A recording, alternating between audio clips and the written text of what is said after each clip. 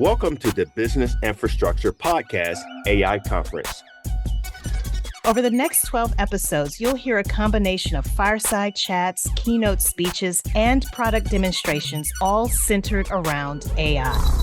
Hi there, I'm Alicia Butler-Pierre, host of the Business Infrastructure Podcast, the show where we share operational tips, strategies, and tactics to help improve the way your company operates. We have another great episode lined up for you featuring our AI Tech Conference. This particular episode is bound to be packed with some really useful information that you can use to dramatically improve or transform the way you might be doing something in your back office operations. Before we get started, do me a really quick favor, please. Press pause, subscribe to this channel, hit the notification bell so that you'll know when other episodes come, and then press play and we'll get right into it. I hope you enjoy this episode. Joining me today in Sugar Land, Texas, right? Okay, is Neha Naik, and she is the founder and CEO of not one, but two companies that she's actively running. So you'll have a lot to relate to as Neha gets into her presentation. Those companies are RecruitGyan and the Profitable Recruiters Blueprint. Neha, welcome to the Business Infrastructure Podcast. How are you? Thank you so much for having me here. Super excited to be here. And thank you for all the listeners who have joined in. Absolutely. Let's get right into it because there's so much to talk about. And I know you're going to give us a demo of the specific AI tool that you're going to share with us today.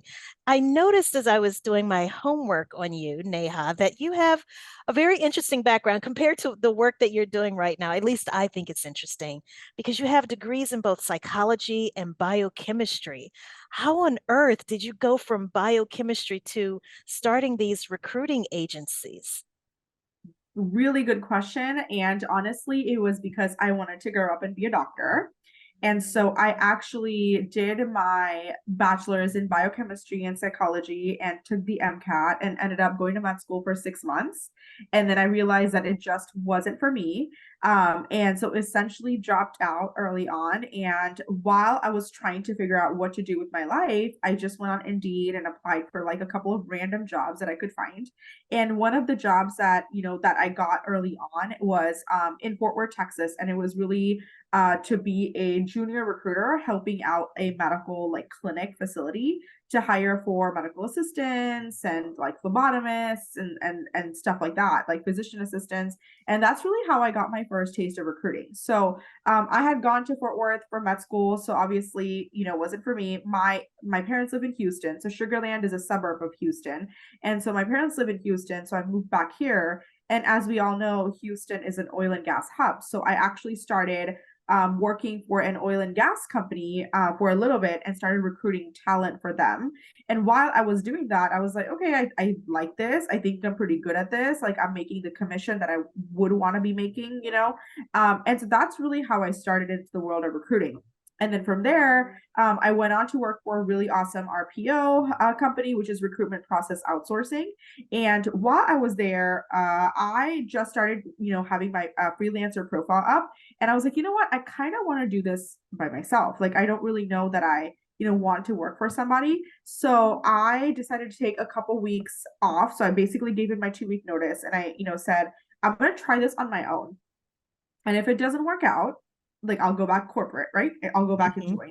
And it did work out. So I was able to land clients within the first few weeks of kind of venturing out on my own, just by pure hustling, cold calling, emailing, just really talking to people about their pain points and how I can solve their problems as it relates to scaling their teams.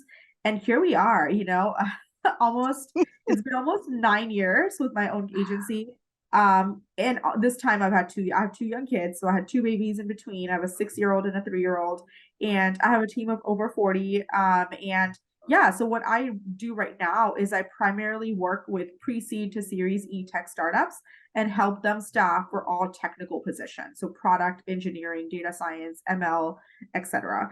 And the Profitable Recruiters Blueprint is basically my methodology that allows other small business owners or people who want to become business owners to start their own recruiting agencies, right? Because I know that it can be lucrative because I've done it myself. I know people who do it. And so it's really about working with individuals who want to start their own agency, but don't know like what niche, what type of roles, how to set up their payment structure, etc. So I'm helping and empowering other aspiring business owners to start their own recruiting agencies. And so essentially with the Profitable Recruiters Blueprint, you are in essence doing what we refer to as helping them figure out what that business infrastructure needs to look like, right? The people, the processes, the different technologies, along with many other things, right? To actually stand up a new recruiting agency. Congratulations for being in business for 9 years. That's amazing. And having a team over 40. Now I noticed with with RecruitGyan, excuse me, your other company,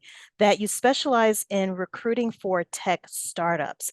How did you get into the tech space specifically?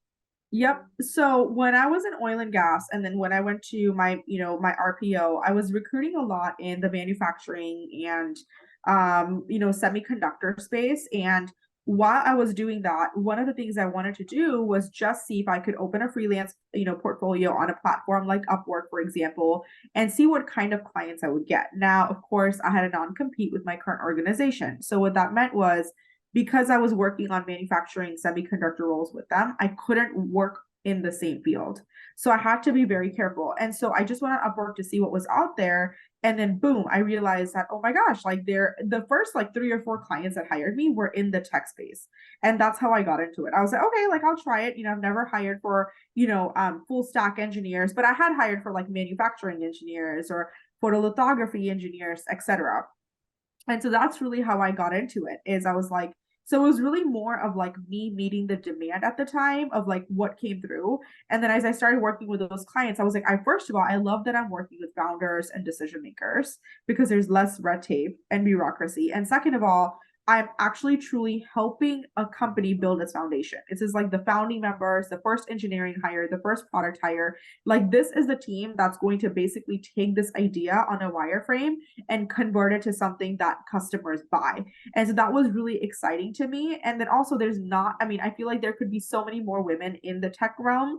And so just kind of having that niche within my expertise really made sense to me, because I was like, there's not a lot of women in tech. So why don't I specialize in tech, and just really inspire hopefully other women, but also show businesses that, I am a URG, so I can help them find other URGs as well. And so I would imagine, Neha, that being that who your niche or your niche target market is for your recruiting company, that it makes sense that you would leverage as many digital technologies as possible to streamline your own company's operations, one of which is Jasper. Now, my team and I first found out about Jasper, gosh, about 2 years ago. And we tried to play around with it, but we were like, oh, we don't know. What can this do for us exactly? So please, can you tell us, how are you at RecruitGyan actually using Jasper to streamline your company's back office operations? Yeah, I'm happy to. I actually will go ahead and share my screen here if that works for you. Sure, absolutely. Here's we have like content summarizer, you have like blog post outline, you have a business product name, email subject lines. I use a lot. I just, I love that.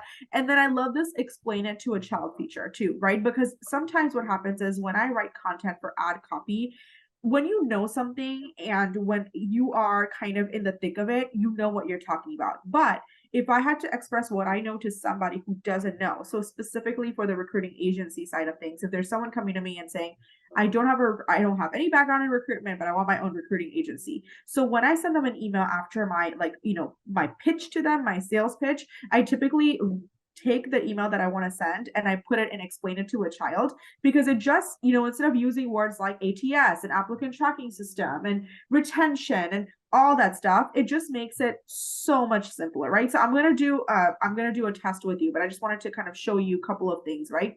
Okay. Then the other thing is, where's the one with the LinkedIn?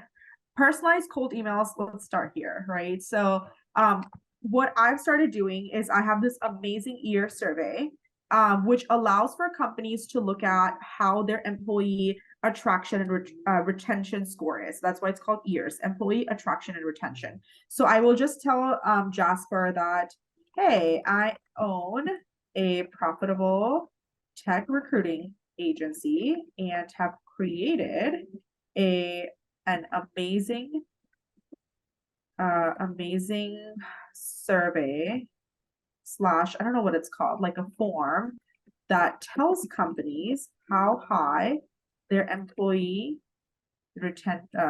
employee attraction and retention score is. Can you and then I just basically, do that. And then I just like to say ears, and then context to add in the email. So I would just say that they own a company that is scaling and that, attracting and retaining top talent has to be a priority. Is a priority. Okay. So this is just an example. Okay. And then you can make this like factual, witty. I kind of play around with the tone. So sometimes I'll make it witty, but sometimes I'll make it like rational because I'm talking to business owners, right? So we could just go with witty, and then you can have as many inputs as you want, right? So I'm just going to generate this prompt. And so let's see what it says. So once I click generate, let me just see if I can. So it takes a minute, and then it'll give you this. Oh, very nice. So sorry. Okay, so it says, hey, first name, as your company is scaling, the need to attract and retain top talent is becoming more and more important. But how do you know if your company is doing a good job at it? We offer a revolutionary solution to this problem, EARS, our survey form. And then I probably will like edit it and, put it what that really means. And then again, so you get 3 different prompts. I'm not going to read these out to you because it'll take forever, but you get 3 different prompts. Now, if you were like, okay, you know what? That was great, but can you make this now a little more rational? Speaking to business owners who are struggling to attract high caliber talent, right? So let's just say now I want you to actually generate this, and you can even make it emotional. So if you're a B2C company, like emotional, speak to moms, right? So again, this one is very rational. It's like to the point, right? So these are, as you're scaling companies, becoming increasingly important to attract and retain top talent. Now let's make it emotional. I just like to show you, like, this will be the final thing I show you, and then we'll get out of here. But I just kind of like to show you how cool it is, because it'll literally take your input and say, okay, so let's see what he says. Like, I'm sure you're well aware of the critical importance of hiring and retaining top talent, right? So again, now it's playing on people's emotions, right? And what I then do is I'll basically copy it, throw it in a Google Doc, and then I'll go in and edit it, right? Okay. So then that way my emails are good to go. Yes. So that's that. So let me go back here to the main templates. So it can be here we go, Josh. And can I ask you a question really quickly? So regarding Jasper, because this is not at all what my team and I thought Jasper was. We thought that it was a tool where we would, or at least the way it was presented to us originally, was that it was a tool where we could upload audio files, for example, and from there Jasper would create different types of content. But what you're showing us is that it seems as though it is a content writing assistant. Is that a fair? Okay, perfect. It is. And I mean, go ahead. I'm also curious. So I know I'm thinking very specifically of a client that I'm working with right now, and that client was told that they needed to look for an enterprise solution architect. And I remember the client saying, what on earth is that? So I'm just curious, do you use that sometimes? Obviously, with the types of companies, the tech startups that you're working with, they would know that, right? But do you find that sometimes there might be other types of roles or positions that are not necessarily tech related, but that they still need to hire, that they may not necessarily be aware of what that role entails? And I really like that explain it to a child feature. And I was just wondering if those were some of the scenarios in which you would use a feature like that. Yeah, so yes, I agree. I think the other cool thing about explaining it to a child feature is like, of course, you have, a weird role come up or something where you're like, I don't know what that means. But it's also for people who get overwhelmed really quickly with just a lot of information. Like, there's like 6 personality types when you think of sales. And so I don't know what they're called. I think they're like harmonizers or rebels. Like, I have to like share that, blog with you, but there's like people that when you send them a lot of information, they're like, whoa, like that was a lot, right? And it's not even that they don't understand you, but it just feels a lot. So I use the explain it to a child. Like, yes, if it's like a position that I don't know, first of all, I Google that and then I have Jasper kind of write a summary for me. But secondly, the explain it to a child is really good because it really breaks it down for you even further and tells you exactly like what it means. So like and it's like, it does it in a non-patronizing way because nobody wants to be talked to. Like, if I talk to you right now, you're live, like you're probably going to hang up on me and we'll never talk again. But it's really about taking all the stuff in your mind. And I'm an over communicator, so I love to talk. And to me, when I say a lot of things, I don't feel that I'm overwhelming you. I just feel that I'm giving you all the information you need.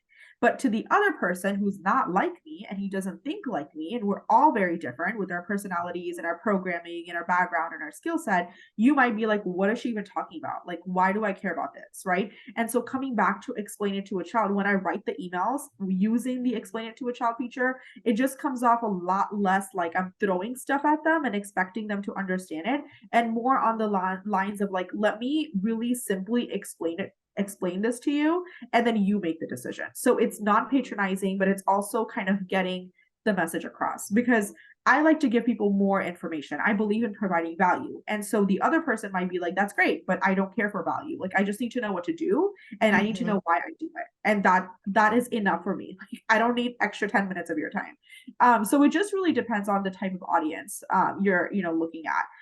The other thing that I've been using a lot like lately is the engaging question. So this is like, if I'm going to do a LinkedIn live on, like, I am going to talk to my LinkedIn network about how to hire top talent.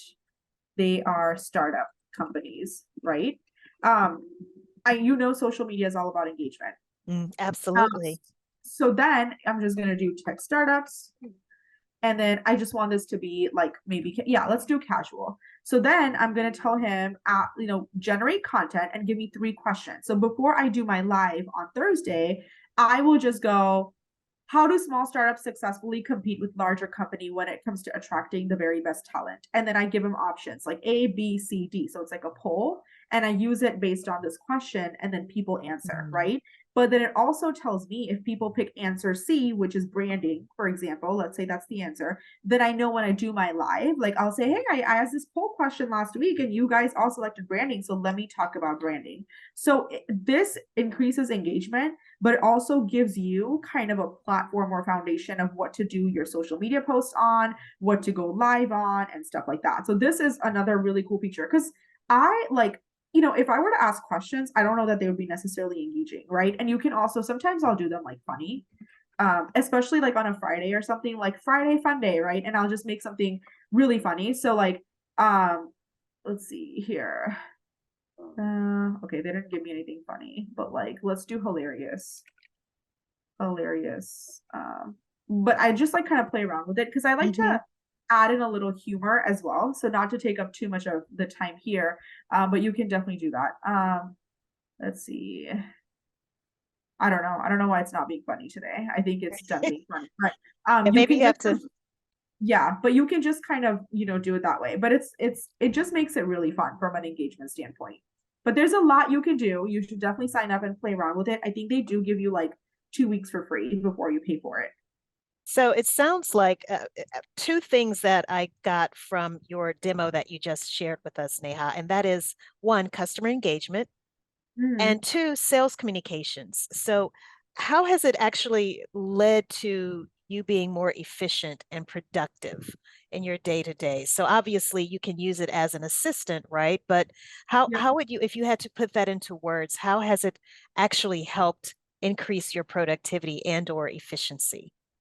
Yes. So I would say one of the first things that we started doing once we got this tool is instead of like dreading mapping out social media content, because that used to give me like goosebumps and legit anxiety, because I would be like, oh, I have to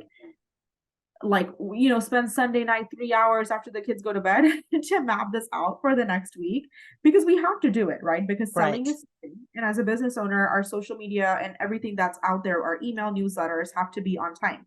And so that has gone away, because now what I do is usually I work with, one of my content writers. I have an amazing content writer on my team. And I'll say, hey, let's jump on a call at the end of each month. So we are actually meeting on Thursday, which is tomorrow, from 5 to 6 p.m. And we will map out the topics for the entire month of August, right? So what we do is we look at, okay, week one, what are we going to talk about?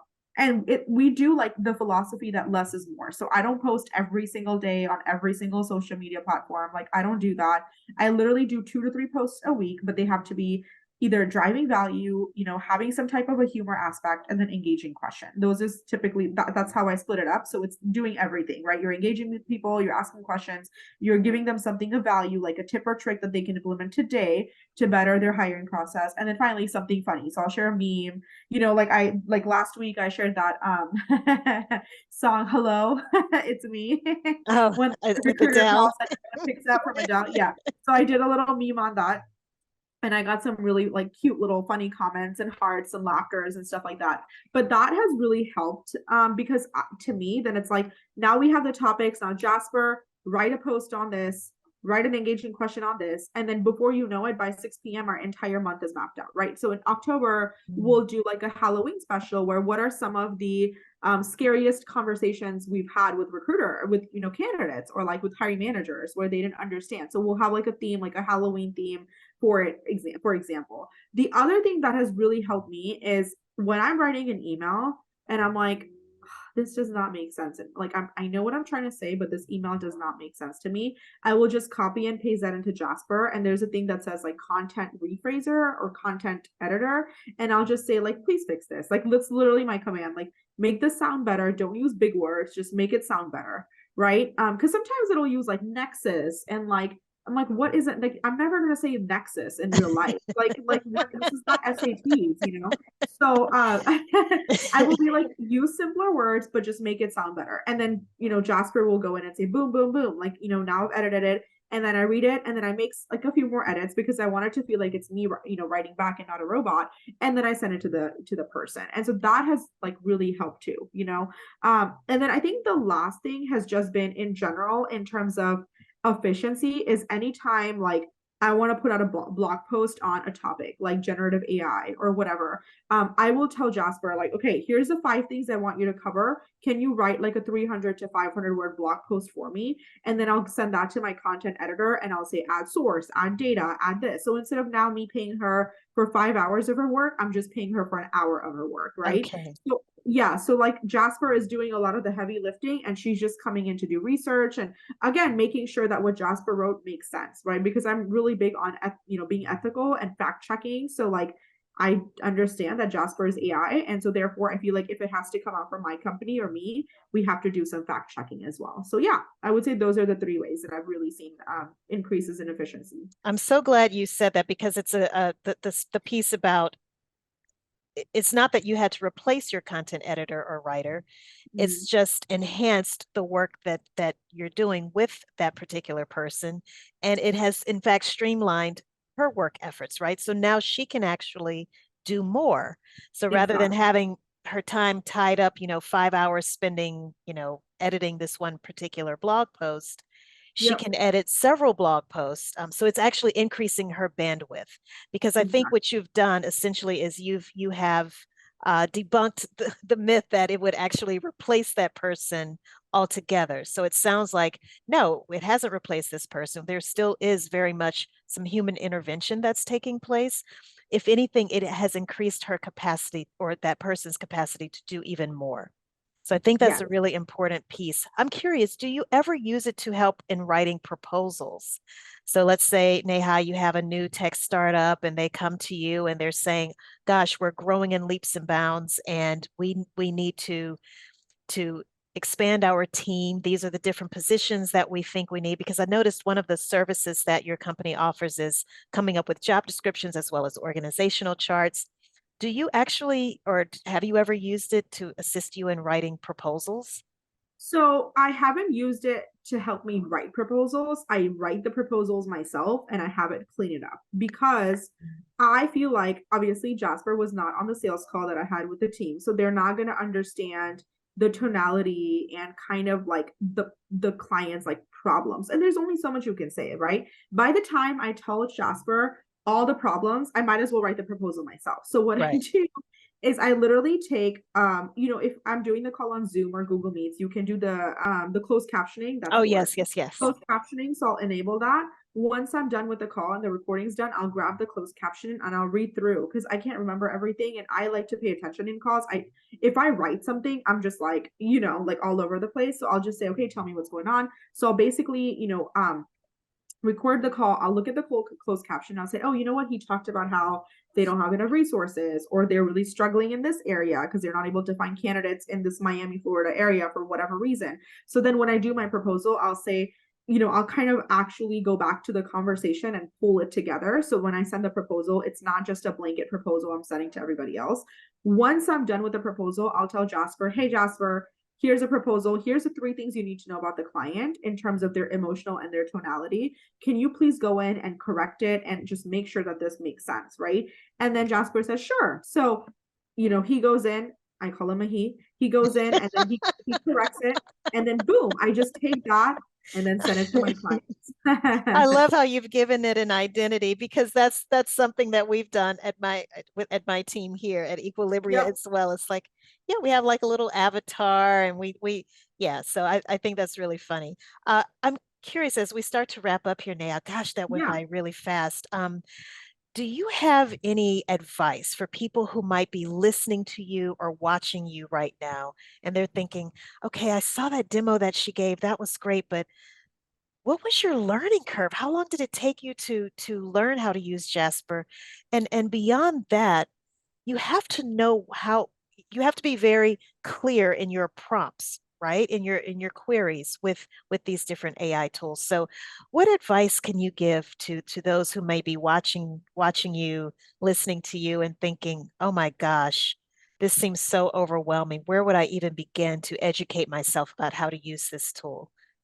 Yes, I mean, everything you knew that you do is overwhelming. So when you first go to the gym, when you first start a new diet, when you first have a child, like everything can be overwhelming, right? That's just your ego like trying to kind of protect you as you kind of get out of your comfort zone. So that's really what it is.